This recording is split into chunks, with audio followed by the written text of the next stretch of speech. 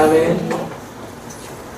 오늘 5장 1절에서 6절까지 또 5장 전체의 내용을 함축해서 한마디로 줄여서 하신 말씀이 나오는데 한 기절이죠.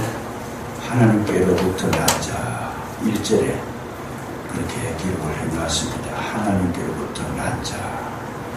4절에도 보시면 하나님께로부터 난 자다.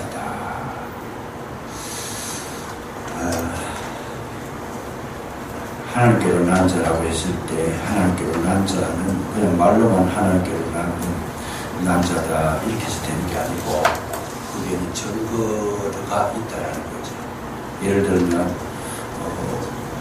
범죄를 했을 때도 범인을 잡을 때 증거가 있어야 됩니다. 아무것도 증거도 없는데 짐작으로 범인이 되는 건 아닙니다.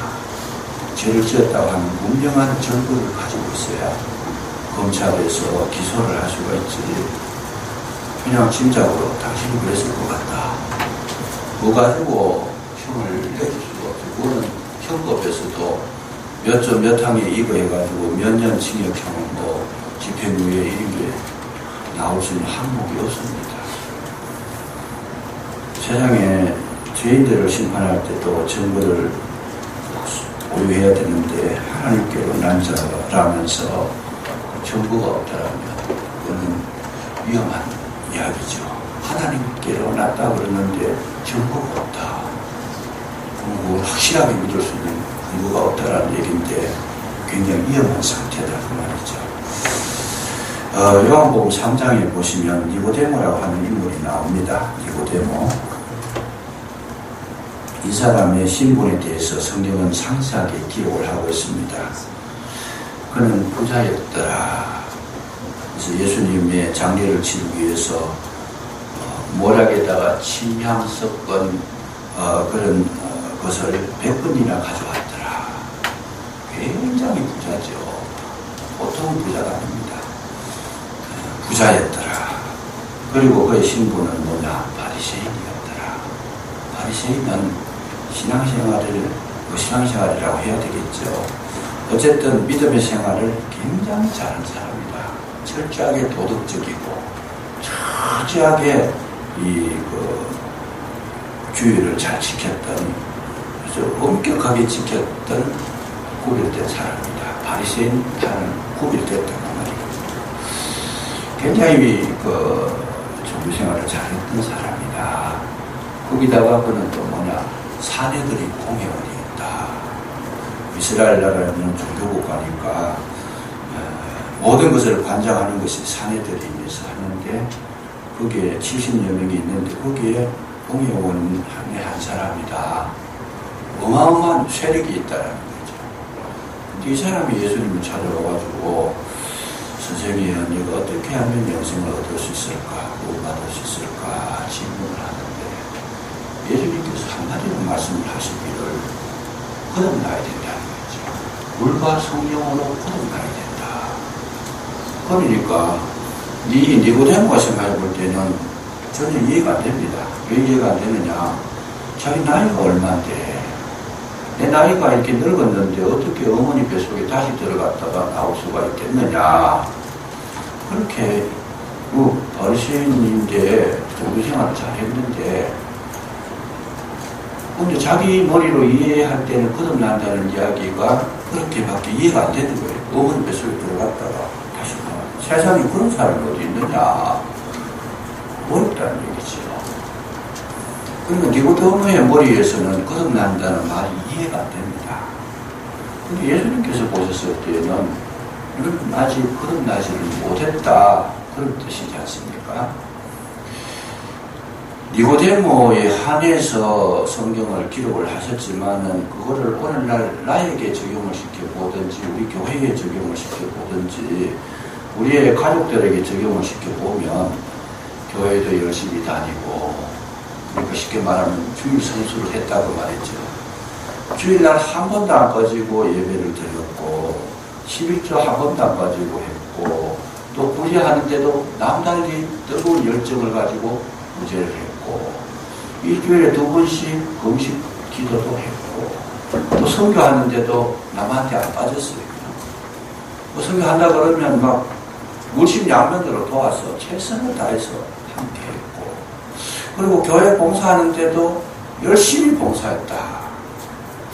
그랬는데, 그랬을 때 주님께서 너는 아직 거듭나지 못했다. 만약에 그렇게 말씀하신다면 충격이잖아요. 충격이라는 그거와 똑같은 이야기라는 거죠. 니고데모가 이해했을 때는 자기는 구원받기 영생을 얻기에 바리새인들은 천국을 인정하는 그런 파들이 있잖아요. 천국 갈 확신이 있고 모든 거 다 성실하게 감당했고 부족함이 없도록 자기가 스스로 자기를 자랑할 만큼 깨끗하게 살았다는 거죠. 그런데 예수님께서 보셨을 때 너 거듭나지 못했다. 천국 가려고 그러면 거듭나야 됩니다. 그럼 다 니고데모가 이게 말도 안 되는 이야기예요. 예수님한테 항의하듯이 주면 어머니 뱃속에 들어갔다 나와야 됩니까? 그런 말이 어디 있습니까? 그런 말인데 니고데모의 말이 아니고 오늘 우리에게도 그런 말이 나올 가능성이 있을 수 있다는 얘기죠. 내가 그만큼 열심히 했는데 교회 생활을 빠짐없이 했고 모든 교회 행사에 다 참여했고 그냥 아무 부족함이 없이 성실하게 감당했는데 주님께서 나를 보시고 너 아직 거듭나지 못했다. 만약에 그런 말씀을 저한테 던졌다면 아마 기절초풍을 할 거예요. 사실 기절초풍. 왜? 나는 완전히 하나님의 백성이고 천국에 갈 확신도 있고 뭐 신앙생활도 열심히 했고 주님 하라 하는 대로 다 했어요. 선교도 했고 뭐 하여튼 봉사도 했고 헌금도 했고 다 했는데 나보고 뭐 거듭나지 못했다. 그렇다면 누가 그거 인정하겠어요? 근데 이런 함정에 빠질 가능성이 있다는 걸 지금 예시하고 있습니다. 성경은 아주 날카롭습니다. 얼마든지 거듭나지 못했을 수가 있다는 얘기예요. 증거가 있어야 되는데 증거가 없다. 너 거듭난 증거를 한번 보여봐라. 내가 주님 성수했지 않습니까? 그거는 증거가 아니야. 여러분 성령 받지 못한 사람도 회사 출근할 때 한 번도 결석 안 하고 출석하는 사람이 있어요. 인간적으로 성실하게 하는 사람이 있어요. 구제하는 거 마음 착한 사람 많아요. 예수 안 믿어도 구제 많이 굉장히 많이 해요. 보면 착한 마음, 착한 마음. 여러분 이거 헌금하는 거 믿음으로 하는 분도 있지만 믿음이 아니고 다른 어떤 용도로 얼마든지 헌금할 수 있어요. 어떤 분은 그래요. 교회에서 최고의 헌금을 드리겠다. 가만히 내 마음을 들어보니 왜 그렇게 하기를 원합니까? 물어보니까 내가 1등 하고 싶어서. 아무 상관없이 그건 전부가 아니에요. 다른 사람보다 1등 하고 싶어가지고 최고 헌금 많이 냈다는 소리 듣고 싶어가지고 나 그런 말 원한다. 그거하고 아무 상관없습니다. 그러니까 굉장히 이거 신랄하게 우리는 이 성경을 읽어야 되고 받아들여야 되고 해석해야 되고 이해할 수 있어야 됩니다. 그런 말씀이죠.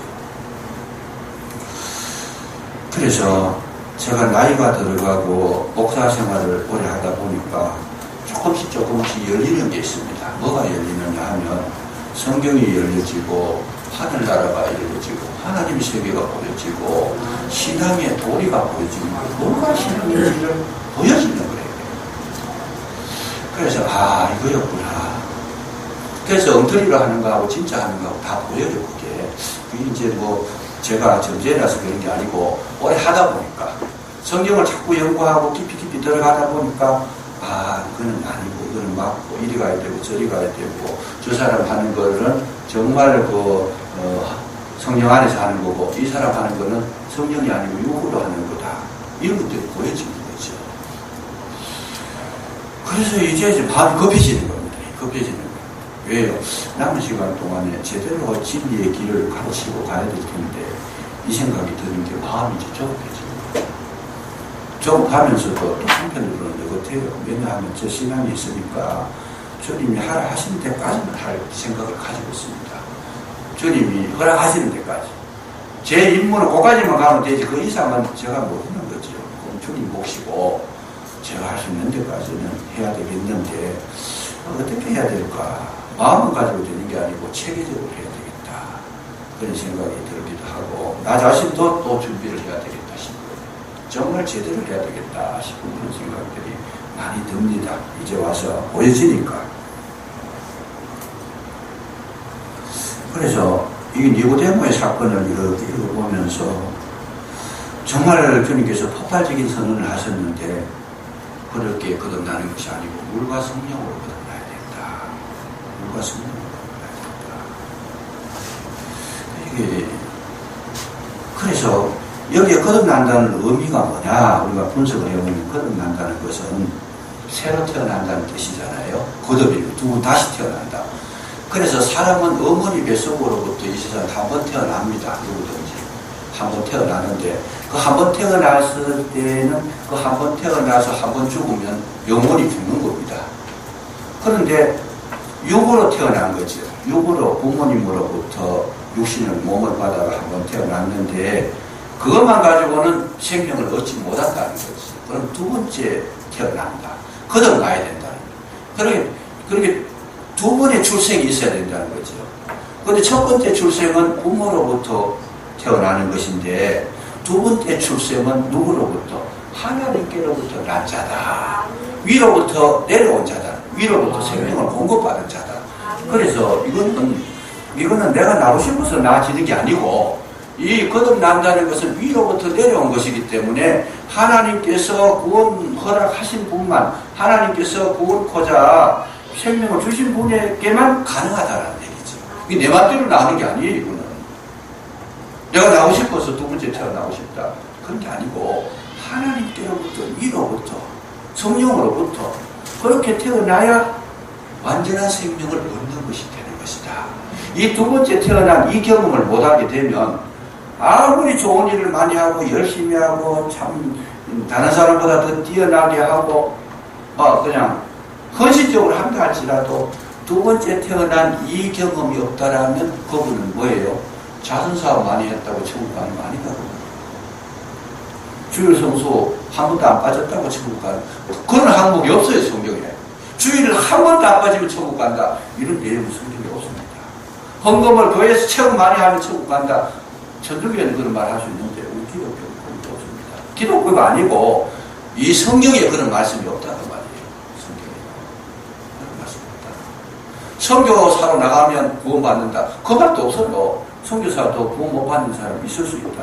얼마든지 자기는 막 복음을 전해가지고 막 그냥 사명감을 가지고 자기 모든 걸 포기하고 막 그냥 뛰어나가는 엄청난 희생정신이 강하고 그 정말 그야말로 하나님 앞에 최고의 어떤 사명 감당자가 되는 것처럼 그렇게 생각을 하지만은 선교사 한다고 100% 천국 아닌가? 아니라는 거예요. 깨어나시기를 주의 이름으로 축복합니다. 아멘. 뭘 해야 되느냐? 거듭나야 된다. 아멘. 거듭난 자고 갈 수 있다. 참 중요한 겁니다. 그래서 우리가 자꾸 속아요. 왜 뭘로 속? 마귀는 이거 가지고 속입니다. 예수 믿어가지고 세상에 성공하니까 잘 되니까 돈 잘 버니까 이 사람 못 받았다 천국 간다 이렇게가 마귀가 뭐 속이고 있는 거예요. 지금 성경에 그런 게 어디 있어요? 성경에 사업 잘 돼가지고 천국 간다 그런 성경이 없습니다. 예수 믿어가지고 교회 나갔더니 막 기도 받으니까 질병이 막 왕병이 떨어져 나갔더라. 할렐루야 그러면서 막 교회 다니는데 왕병 떨어졌다고 천국 가는 건 아니에요. 잘 보셔야 돼요. 막 기가 막힌 사건이 일어났다 경험했다 그거 가지고 천국 가는 거 아니에요. 그래서 오늘날 뭐 교회에 참 많은 사람을 모으기 위해서 기적을 행하고 능력을 행해가지고 그냥 남이 할 수 없는 거 그런 거 하면 교회에 모으기 쉬워요. 그거 하면 그거 쉬워요. 그냥 다른 사람이 못하는 거 예를 들어 막 귀신이 쫓겨가고 병자가 막 기도 한 번 하면 막 그 자리에서 일어서 버리고 완전 병이 그럼 얼마나 먹고 대단하겠지요. 서울에 모 교회가 그런 교회가 있어요. 목사님이 은사를 받아가지고 귀신 들린 사람이 그 앞에 가면 스스로 벌벌벌 떨어요. 나 쫓아내지 마세요. 그러면서 사정을 하고.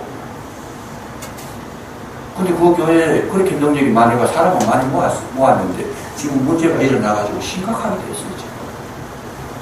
심각하게 됐어요. 교회가 완전 박살나게 됐어요. 지금. 그것까지 되는 게 아니고 그렇게 능력이 강하고 막 대단한 실력 행사를 해도 그것까지 되는 게 아니다. 그래서 이런 것들이 이제 분별력이 생기는 거죠. 그래서 교회는 뭘 하는 것이냐.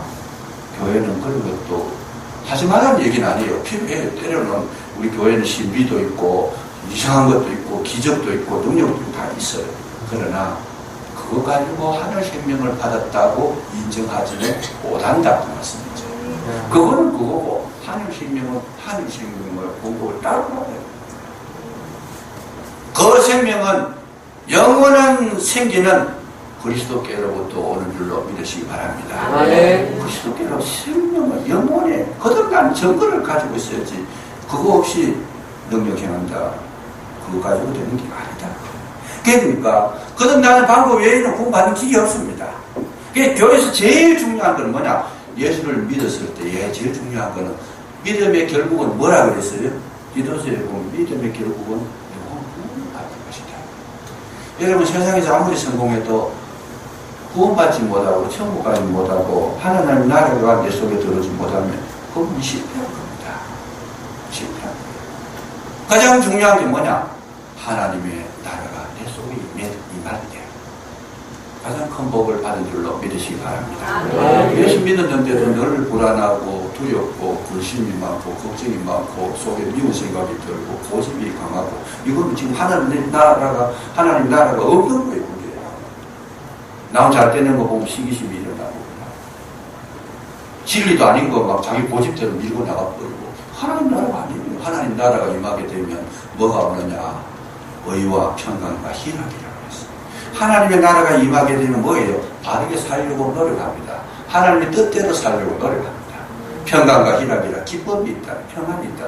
그래서 결국에 신앙의 결국이 뭐냐?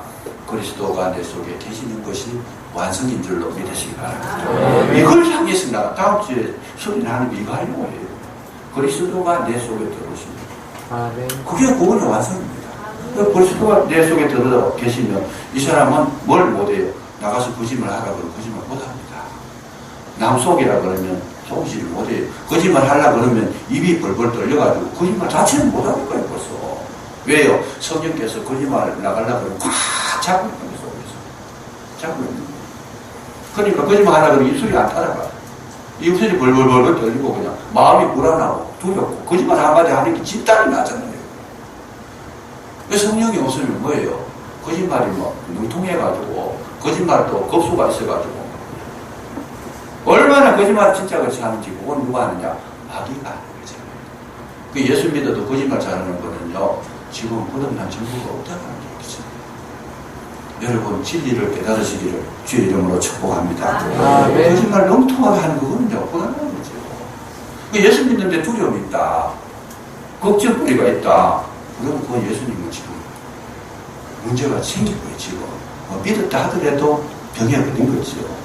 그래서 이런 문제를 우리가 해석을 해서 정확하게 붙잡을 수 있어야 그게 이제 우리가 생명을 얻게 되고 바른 길 가게 되고 정말 하나님의 백성이 되는 것이고 축복의 주인공이 될 수 있다라고 하는 사실. 그래서 우리는 성경을요 바르게 이해할 수 있어야 된다.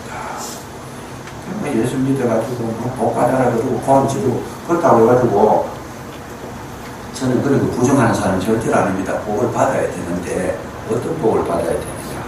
영혼의 복을 받고 심령의 복을 받으시고 또 물질적인 복도 받으시기 바랍니다. 그 물질적인 복은요 받았을 때 어떻게 했어요? 복의 복을 받아야 돼요. 어떤 복? 받는 복도 있지만 나누는 복도 받으시기를 주의 이름으로 축원합니다. 이게 온전한 복이라는 거죠. 성경은 항상 그렇게 말씀하고 있어요. 은혜 위에 은혜다. 은혜 위에 은혜다. 그 은혜를 받는 것도 은혜지만 은혜를 베푸는 것도 은혜다. 믿음 위에 믿음이다. 믿음, 내가 가지는 믿음도 믿음이지만 그 믿음을 다른 사람에게 전수하는 건 믿음 위에 믿음. 행하는 믿음이다. 그래서 항상 우리는 성경을 온전하게 하실 필요가 있다는 거죠. 이게 부분적으로 알고 치우치게 편견적으로 알고 그렇게 하면 좌로나 우로나 치우치면 생명을 잃어버립니다. 그래서 하나님은 항상 우리에게 너희 아버지께서 온전하신 것 같이 늘 온전하다. 우리 뭘 힘써야 돼요? 온전하게 힘써야 된다. 하나님 나라 가는 것도 중요하지만 여기서 하나님 나라 이루는 것도 중요하다. 바깥에 사는 것, 쉽게 말하면 교회 생활도 중요하지만 바깥의 삶도 중요하다. 이게 온전이라는 거예요. 온전이라는 거예요. 이 온전을 우리가 이루기 위해서는 날마다 노력하지 않으면 우리는 사람은요, 죄성은 뭐냐, 죄가 뭐냐 하면 죄는 자꾸 치우치게 하는 특성을, 속성을 가지고 있습니다. 그 죄가 있으면요, 자녀를 사랑해도 어떻게 사랑해요? 편견합니다. 부모가 지금 바르게 서지 못하면 자녀가 3명이 있으면 3명 가운데 1명은 굉장히 사랑하고 그 다음 사랑하고 나머지 한 애는 그냥 관심도 안 가지더라. 그건 지금 부모가 심각한 죄를 짓고 있는 거예요, 지금. 근데 부모는 그거를 장민하게 생각해요. 죄인 줄도 몰라. 그래, 가만히 보면 저러면 안 되는데 왜 부모에게 사랑받지 못한 아이는 분명히 큰 문제가 되어버립니다. 그랬을 때 그 문제가 누가 만들었어요? 부모가 만든 거예요. 그럼 부모가 원인 제공을 했잖아요. 그러니까 죄를 물을 때 하나님께서는 심각하게 그 죄를 질책을 하는 거죠. 그러니까 그리스도의 영이 들어오면 누가요? 자녀를 사랑하실 때에도 온전하게 사랑하게 돼요. 교회에 섬길 때에도 온전하게 섬기게 돼요. 사람을 만날 때에도 온전하게 만나게 되는 줄로 믿으시기 바랍니다. 이런 그 역사가 우리 속에 일어났을 때 그 생명을 바르게 얻을 수 있다고 하는 사실, 이거를 우리가 미리 인식하시면서 오늘 이 말씀의 제목이 하나님께로부터 난 자입니다. 하나님께로부터 난 자는 그러면 어떤 자냐? 증거가 있다라는 거예요. 증거. 하나님께로부터 나야 이제 비로소 하나님이 일을 할 수가 있다. 하나님께서부터 난 자가 일을 할 수 있고 하나님께로부터 난 자가 정말 생명을 나눌 수가 있다. 저는 늘 그렇게 생각합니다. 받은 것이 있어야 나갈 것이 있어요. 저는 목사라도 공부를 계속합니다. 계속하는 이유가 있어요. 목사가 저절로 되면 신이 되거든요. 들어간 것도 없이 나온다. 자기 속에서 만들어낸다. 그 신 외에는 창조력이 없습니다. 원래가. 우리 모든 사람들은 다 들어와서 나가는 거지 자기가 창조해낸 거 그런 건 없습니다. 그거는 거짓말이에요. 창조했다는 거. 창조한 것처럼 이야기하지만은 그 창조도 원래 창조된 것을 조합하거나 분석하거나 원래 된 걸 이용하는 것 뿐이지 사람이 창조하는 것은 없어요. 원래가. 그래서 항상 우리는 뭐예요? 들어간 만큼 나올 수 있고 내가 익힌 만큼 배운 만큼 가르칠 수가 있다는 거죠. 그게 우리가 한계성입니다. 한계성. 그러니까 목사가 예를 들어가지고 공부 안 하고 맨날 그냥 놀러만 다니다가 설교할 때 설교거리가 있는가 이야기하려고 그러면 노는 이야기밖에 더 하겠어요. 할 게 없잖아요. 안 된다는 거죠. 그래서 우리는 항상 뭘 해야 되는가? 하나님과의 그 관계 속에서 늘 받아들이는 훈련도 하고 받아들인 것을 뭘 해요? 내보내는 훈련도 받아야 됩니다. 복음을 교회로 성도님들 모으는 훈련도 하지만은 내보내는 훈련도 해야 됩니다. 나가는 훈련도 받아야 됩니다.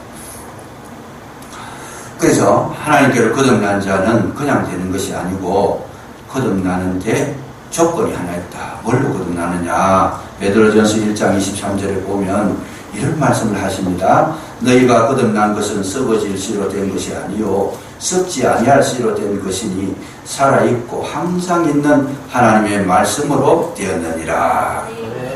말씀으로 거듭나게 되는 줄로 믿으시기 바랍니다. 말씀이 곧 예수 그리스도인데 예수 그리스도를 내가 마음속에 받아들이고 모시고 그 그리스도가 내 속에 내 안에 계셔야 비로소 거듭나게 되는 것이다. 이 원리를 깨달은 자가 누구냐 하면 사도 바울입니다. 사도 바울은 하나님을 그렇게 잘 믿었다고 했지만은 대적자가 됐어요. 자기 말대로 하면 나는 포행자요 핍박자요 해방자였다. 그때는 뭐야? 예수님을 알기 전이다. 알기 전에. 우리가 왜 신앙생활을 잘 어거지게 잘못하느냐? 예수 그리스도 밖에 있어서 그런 거죠.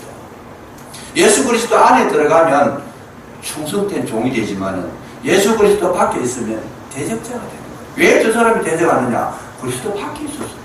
그래서 사도 바울이 이 원리를 깨닫고 난 다음에 사도 바울에게 굉장히 머리에 깊이, 내리에 깊이 박힌 용어가 하나 있어요. 그게 뭐냐? 인 크라이스트. 예수 안에 들어갑니다. 예수 안에 들어가는 것이 얼마나 중요한지 그걸 뼈가 아프도록 느낀 거예요. 그래서 그는 신학을 정리할 때에 바울의 신학을 이야기할 때에 1번이 뭐냐? 인 크라이스트다. 바울이 막 철저하게 깨달은 것이 그 문제였어요. 예수님 바깥과 예수 안을 구별했는데 예수님 바깥에 있는 자는 대적자가 되고 해방자가 되고 포임자가 되고 정말 파괴자가 되는데 예수 안에 들어가니까 자기 목숨까지도 사명을 감당하기 위해서 조금 더 내가 귀한 것으로 여기지 아니하겠노라. 생명을 받으니까 그리스도 안에 들어가니까 말씀 안에 들어가니까 사람이 정반대로 모양이 바뀌더라고요. 그래서 말씀 받은 자들은 예를 들어가지고 주님을 대적하라 그래도 못합니다. 교회에 해방을 하라 그래도 못합니다. 왜? 그리스도가 안에 계시니까. 그리스도가 그런 것을 하도록 허용하지 않는다는 말이죠. 내가 사기를 치는데도 괜찮더라. 거짓말 하는데 괜찮더라. 그러면 그분은 그리스도가 없는 분이다. 없는 분이다. 굉장히 쉽게 분별할 수 있는 거죠. 굉장히 쉽게 분별할 수 있는 거죠.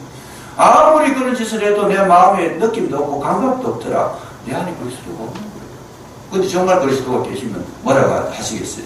그리스도께서 어둠의 모습이 비춰지면 차단을 시켜버립니다.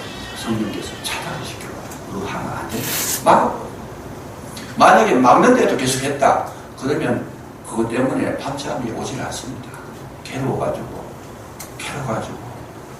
내가 이거 하지 마라 그랬는데 해놨는데 하나님이 이 문제 어떻게 할까요? 주님 앞에 회개하는 시간이 오게 돼 있어요. 분명히 오게 돼 있어요. 만약 그 사람이 이 보조 장치가 없더라면 쉽게 그냥 죄악에 노출되어 버리고 빠져버리잖아요. 성령께서 일하시는데 어떻게 계속 그런 일을 하고 계시더라는 거죠. 우리가 죄악에 빠지지 않도록 오늘도 우리 생각과 마음을 지켜주시는 줄로 믿으시기 바랍니다. 거기에 성령의 일이시더라고요. 24시간 그렇게 하신다는 거예요. 계속 지켜주신다. 고린도전서 2장 14절에 보면 육에 속한 사람은 하나님의 성령의 일을 받지 아니하나니 저에게는 미련하게 보이며 또 깨닫지도 못하나니 이런 일은 영적으로 나야 분별함이 있느니라. 영적으로 거듭난 사람, 성령으로 거듭난 사람들은 뭐예요? 영적인 일을 알고 있어요. 이 성령의 일이다. 이거는 악령의 일이다. 이거는 육신의 일이다. 이게 벌써 그걸 알고 있다. 성령으로 거듭난 사람. 그러니까 성령으로 거듭난 사람은 그거 아니까 안 하는 거예요. 그래. 아니까. 알려주시는 것은 왜 알려주시느냐? 하지 말라고 알려주는 거잖아요. 또 하라고 알려주는 거잖아요. 그거 알고도 그냥 뭐 아무것도 안 하면 그거 모르는 거나 똑같은 거지. 근데 성령을 받고 보면 하지 말아야 될 거, 해야 될 거 알게 하시고 또 할 수 있도록 힘과 능력을 덧입혀 주시는 줄로 믿으시기 바랍니다. 이 성령 받은 전부라고 말이죠. 그래서 오늘 우리가 성령을 받게 되면 누구를 제일 먼저 아느냐? 예수님을 알게 된다. 예수님 메시아를 알게 된다. 메시아는 누구냐? 메시아는 왕의 직분과 선지자의 직분과 제사장의 직분이 있다. 그래서 성령으로 거듭나게 되면 예수님을 뭘로 모시냐? 왕으로 모시더라는 거죠. 나의 왕이다. 예수 우리 왕이요. 이곳에 오셔서 여기 왕이신 나의 하나님 우리가 예배 드릴 때 낮 예배 드릴 때 계속 부르잖아요. 그 메시아로 인정하는 거죠. 왕이신 나의 하나님 내가 주를 높이고 영원히 주의 이름을 찬송하는 거야. 이것이 이게 메시아를 인정하는 거다. 그리고 제사장의 직분 예수님이 날 위해 십자가에 돌아가셔서 모든 죄를 용서해 주셨다고 하는 제사장님 그 은혜를 인정하고 믿고 속함을 받는 것이다. 뿐만 아니라 선지자의 역할. 선지자는 왜 말씀을 하시는 분이잖아요. 그 말씀을 듣고 순종하더라. 그래서 예수님을 안다는 것은 왕, 선지자, 이 제사장의 이 기능을 완전히 익혀서 그대로 살아가는 모습. 이게 증거다는 거죠. 증거. 그랬을 때 성령 받은 것이다. 그런 내용이고 오늘 성경에 보면 또 여러 가지 말씀합니다. 성령을 받은 사람, 하나님께로부터 난 자는 어떻게 하느냐. 여러분 여기 보면 3절에 하나님을 사랑하는 것은 이것이니 우리가 그의 계명을 지키는 것이다. 성령을 받아서 거듭난 사람, 위로부터 난 사람, 생명을 얻은 분들은 뭘 하느냐? 그 증거가 뭐냐? 계명을 지킨다. 하나님 말씀을 지킨다. 율법을 지킨다. 어떤 분이 그래요. 율법을 10계명을 하니까 요새 율법 시대도 아닌데 뭐 율법 그런 걸 하느냐 뭐 그러면서 비난하는 분이 있는데 그분은 성경 성자도 모르는 분입니다. 여러분 우리가 은혜를 받으면 은혜 받은 사람은 뭘 해요?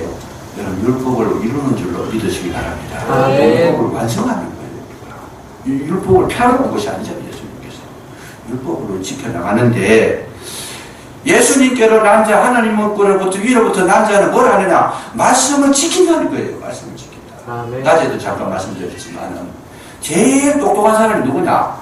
하나님의 말씀을 알고 하나님의 뜻을 이루는 데에 자기의 기준을 거기에 두고 그 말씀을 따라가고 말씀을 인정하고 말씀에 아멘하는 사람이 세상에서 제일 똑똑한 사람이에요. 아무리 자기가 능력이 있어도 하나님의 원하는 길로 가지 않고 자기 마음대로 하는 것은 뭐라 그래요? 제일 비밀한 자예요. 하나님 말씀을 무시하는. 잠언서 1장 7절에 보면 여호와를 경외하는 것이 뭐예요? 지혜의 근본이거든. 미련한 자는 지혜와 공개를 멸시하는 일. 말씀을 우습게 하고 자기 뜻대로 가장 미련한 자다. 그러니까 우리가 신앙생활 할 때 뭘 해야 되느냐? 하나님의 말씀을 알고 그 말씀이 깨달아졌다라면 그 말씀을 따라서 가는데 좋든 싫든 힘들든 어렵든 편안하든 그런 거 상관없이 말씀 따라가면 가장 똑똑하고 현명한 자인 줄로 믿으시기 바랍니다. 하나님 이런 자에게 책임져 주신다. 그래서 말씀을 지킨다는 거예요. 계속 말씀을 깨달아서 주께서 어디로 가기를 원하시는가 생각해보고 그 원하시는 방향으로 계속 걸어가더라. 계명을 지키는 것이라 그러면서 그런데 뒤에 다 따라오는 단어가 더 중요한 내용이 있습니다. 그 계명을 지키는데 어떻게 지켜요? 그의 계명들은 무거운 것이 아니로다. 무거운 것이 아니로다. 여러분 하나님 말씀을 지키는데 힘들고 어렵습니까? 아니면 쉽고 재미있습니까? 이 문제예요. 성령으로 위로부터 난 자는 하나님의 나라의 안에 있는 것이 세상의 첫날보다 주의 공중의 한 날이 더 즐겁고 재미있고 복된 줄로 믿으시기 바랍니다. 재미가 있다. 재미가 있다. 예배 드리는 것도 즐겁다. 재미가 있고 교회 생활하는 것도 정말 즐거움을 하는 것. 그리고 살아가는 모습도 뭐예요? 행복하다는 거죠. 모든 계명은 우리를 죽이려고 오는 것이 아니고 살리려고 오는 것이니까 위로부터 난 자는 그 계명 지키는 그 자체가 생활화되는 것이고 즐거운 것이고 기쁜 것이고 감사가 있는 것이고 그러면 그는 하나님께로부터 난 정보를 가진 자다. 그렇게 말씀하고 계십니다. 그래서 우리가 이제 주일 하는데 어떨 때는 억지로 할 때도 때때로 있긴 있을 거예요. 늘 충만하면 괜찮지만은 충만하지 못하면 힘들 때도 있지만은 그럴 때 어떻게 해야 돼요? 속히 은혜를 요구하고 믿음의 세계, 은혜의 세계로 들어오시게 되면 축복이 되는 줄로 믿으시기 바랍니다. 무거운 것이 아니다는 거예요. 가볍다는 거예요. 예수님께서 말씀하셨잖아요. 뭐라고요? 수고하고 무거운 짐진 자들은 다 내게로 오라. 그건 뭐예요? 내가 너희를 쉬게 하리라. 내 멍에를 매라는 거죠. 그러면서 주님 하신 말씀이 내 멍에는 쉽고 가벼움이라. 왜 쉽고 가볍겠어요? 왜 쉽고 가벼우냐? 사랑을 하니까. 사랑을 하니까. 부모가 자식을 키우면서 잠깐만 내가 못 죽어서 키운다. 그럼 때리고 죽이잖아요. 사랑이 없으니까. 그런 부모는 사랑이 없는 부모고 정말 자식을 키울 때 제가 이렇게 보면 우리 집에 딸애를 보니까 밤에 자는 자는데 10번도 더 울어보니까 좀 자다가 또 울면 또 일어나고 또 일어나가지고 뭐가 불편하냐 어떠냐 그러면서 배가 고프냐 그 밤 뛰나가가지고 또 우유 태우니 제가 보니까 부모가 잠을 제대로 못 자겠어. 저러다가는 제가 우리가 자녀를 키울 때는 그걸 못 느꼈는데 삼자가 돼서 이렇게 보니까 야 힘들겠다. 왜? 나는 그래도 한 걸음 뒤에 있잖아요. 부모는 자기 딸이고 자기 아들이니까 그렇게 힘들게 하면서도 힘들다는 이야기 한 적을 못 봤습니다. 그 즐거움을 하죠. 왜? 사랑하니까. 주의 일을 하는 것이 즐겁다는 것이 뭐겠어요? 주의 일을 하는 것이 쉽지는 않잖아요.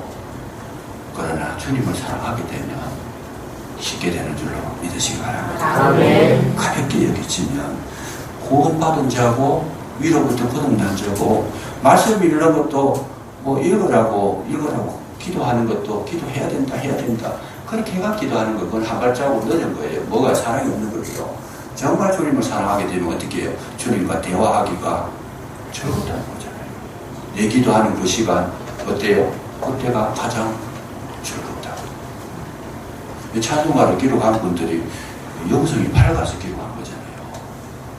그 가사한 거절 한 거절 보면 그 찬송가를 계속 부르다 보면 어디가 돌아옵니다. 왜? 굉장히 뛰어난 영성을 가지고 기록했기 때문에. 내 기도하는 그 시간 그때가 즐겁다. 내 기도하는 그 시간 그때가 괴롭다. 그러면 곤란하잖아요. 그 기도하라고 그렇게 기도하라고 이야기하고 또 이야기하고 또 이야기해도 못하시는 분은 못하시는 거예요. 왜요? 사랑이 없다는 거죠. 주님을 사랑하는 마음이 없다. 우리 주일학교를 아주 어려운 걸 보면서 우리가 이제 참 어저께 도전을 굉장히 많이 받았는데 정말 주일학교 학생들을 사랑하는 선생님이 있으면 한 명만 있어도 된다는 거예요. 한 명만 있어도 그 주일학교 구원한다는 거죠. 정말 사랑하는 사람 한 사람만 있어도 된다. 그런데 이게 없으니까 그냥 시간 때우기 식으로 하고 뭐 보험도 아닌 거 막 그냥 재미있게 하고 그냥 즐겁게 하고 자기 좋아서 하는 거죠. 그거 가지고는 생명이 살아나지 않아요. 정말 그 시간에 정말 그 시간에 이 아이들 영혼을 살아가는 우리는요 그리스도인은 땅에서 잘 되는 거 나쁘지는 않지만은 거기에 포커스를 맞추는 게 아니고 뭘 생각해야 돼요? 영혼을 먼저 생각해야 돼요. 내 아이가 지금 우리 주일학교 아이들이 영혼이 살아나는 그 방법에 대해서 내가 연구를 하는 거죠. 어떻게 하면 그 영혼을 살릴 수 있을까? 어떻게 하면 그리스도를 저들에게 알게 하고 그리스도가 그 속에 채워질 수 있도록 그런 거 어떻게 하면 할 수 있어요? 여기에 관심을 가진다는 거죠. 그게 주일학교 선생이에요. 세상 선생은 지식만 가르쳐주면 끝나잖아요. 근데 우리 주일학교 선생님들은 이 부분에 관심을 가져요. 어떻게 해서든지 아이에게 예수님을 심어줄 수 있도록. 왜? 영혼을 사랑하니까. 뜨겁게 영혼을 사랑하는 선생님 한 분만 있어도 그 주일학교 살아난다. 그래서 예수님께서 12제자를 말씀하시는데 진짜 12제자만 있으면요 세상이 뒤집어져 버려요. 진짜 12제자만 있어요. 난 12개 아무것도 아닌 줄 알았어요. 그냥 뭐. 근데 정말 12명만 있어도 그래서 이제 철이 이제 들고 나서 저도 생각하는 것이 뭔가 이 비밀을 조금씩 알아가는데 정말 교회 가운데 12명만 딱 세워지면 우리 교회는요 감당할 수 없는 그런 능력의 교회가 되는 줄로 믿으시기 바랍니다. 아멘. 저도 필요 없어 12명이다. 예수님이 왜 12명만 키우셨는가? 제가 그 곰곰이 생각해 보니까 12명 하면 된다는 거예요. 이 만수라 완전 수라 세상 전체의 수가 12명이다. 그 12명만 제대로만 하면 10,000명 제대로 안 된 사람보다 또 12명만 제대로 하면 10,000명 넘어서면 일도 없어요. 그냥 제대로 안 된 사람 10,000명 있어봐야 그 10,000명은요 10년 가도 10,000명이 아니고 9,000명 8,000명 떨어지지. 제대로 돼서 12명만 있으면 10년 뒤에는요 20,000명 30,000명 50,000명 세계를 정복하게 되는 줄로 믿으시기 바랍니다. 이거 이야기하는 거예요. 참 중요한 거예요. 이런 것을 우리가 깨달을 걸 깨달아야 되죠. 깨달을 걸. 그래서 오늘날 우리가 거듭난 증거를 가지게 되면 주님을 만나는 것도 재미있고 예배하는 것도 재미있고 주의 일을 하는 것도 재미있고 뭐 구제하는 것도 재미있고 봉사하는 것도 재미있고 아멘. 계속 할 겁니다. 아멘. 찬송 부르는 것도 재미있고 아멘. 교회 가서 노래하는 것도 재밌잖아요. 주 안에서 자는 거예요. 교회 안에서 주무시는 거예요. 바깥에서 주무시는 거보다 여기서 주무세요. 그래도 주무시면서도 그래도 들었으면 듣잖아요. 참 우리가 중요하다. 그리고 뿐만 아니라 한 가지를 다 마치겠습니다. 시간이 지났습니다만 4절에 보시면 간단하게 하겠습니다. 하나님께로부터 난 자마다 뭘 해요? 세상을 이긴다. 세상을 이긴다. 세상을 이긴다. 여러분, 세상의 지배자가 뭡니까? 마귀가 지배하잖아요. 지는 자는 이기는 자의 종이 세상에 지면 세상의 종이 되어버립니다. 휴대폰에 지게 되면 휴대폰의 종이 돼요. 요즘 최고 큰 문제가 뭐냐? 여러분, 아이들이 왜 지금 나가버리고 말하느냐? 폰 때문에. 제일 큰 영향력을 끼치는 것이 뭐냐? 연구회가 나온 그 결과를 보면 폰에 지배를 하고 있다는 거죠. 애들이 휴대폰을 보다 보면 세상을 다 빼앗기는 못해요. 아이들이 황당해하고 그냥 못 사는 거죠. 완전히 그 종이 돼가지고 그 휴대폰 안에 봐서는 안 될 것들이 얼마나 많습니까? 이 아이들 또 그런 거 보잖아요. 못 끊어, 그걸 못 끊어요. 아이들만 그런 게 아니고 어른도 마찬가지예요. 어른도 잠시도 휴대폰을 금식으로 휴대폰 금식을 해야 되는데 휴대폰은 전화하는데 주로 마셔야 되는데 저는 기능을 잘 모릅니다. 몰라가 참 다른 사람들은 그걸 뭐 잘 사용을 하긴 하는데 제가 일부러 잘 안 배워요. 일부러 너무 잘하면 위험해요. 컴퓨터도 너무 잘하면요 위험해요. 자꾸 뭐 설교 같은 거 모든 거 다 그냥 컴퓨터로 짜가 나와 위험해 그거요. 굉장히 위험한 거예요. 너무 마약인 거 그거 세상 게 너무 마약인 거 끌려가요. 그냥 나중에는 여호와가 목자가 아니고 컴퓨터가 목자가 돼가지고 거기에 끌려가면 영성 다 빼앗긴다. 영성을 빼앗긴다. 정말 영성은 주님께로부터 받아야 되지. 세상을 이기는 주님으로부터 받아야 되지. 세상의 이 도구를 사용해 그 위로부터 영성을 받아가지고 아무 될 게 없습니다. 그래서 우리는 뭐예요? 세상을 이기는 믿음. 세상을 극복할 수 있는 이 믿음. 배가 가려고 그러면 또 있으려고 그러면 물이 있어야 되는데 그런데 그 물이 배 안으로 들어오면 배가 침몰합니다. 우리가 세상 속에 살아가지만은 세상이 없어서는 안 돼요. 우리 교회가 세상을 벗어나서는 교회 존재 가치가 없습니다. 세상 속에 있지만은 세상의 문화와 세상의 모든 관습이 우리 속에 들어오면 죽는다. 교회가 죽는다. 우리는 세상 위에 떠 있어야 돼요. 세상에 빛이 돼야 돼요. 세상에 가이드가 돼야 돼요. 세상보다 우리가 더 높은 수준의 경지의 말씀을 가지고 있어야 된다. 저는 제일 지금 우리 뭐 강조를 많이 합니다만 목사가 판사 앞에 가가지고 심판받는 걸 제일 제가 싫어합니다. 제 지론은 제가 볼 때는 성경을 보니까 판사가 목사 앞에 와서 조언을 받고 가야 돼요. 정상이다 그게.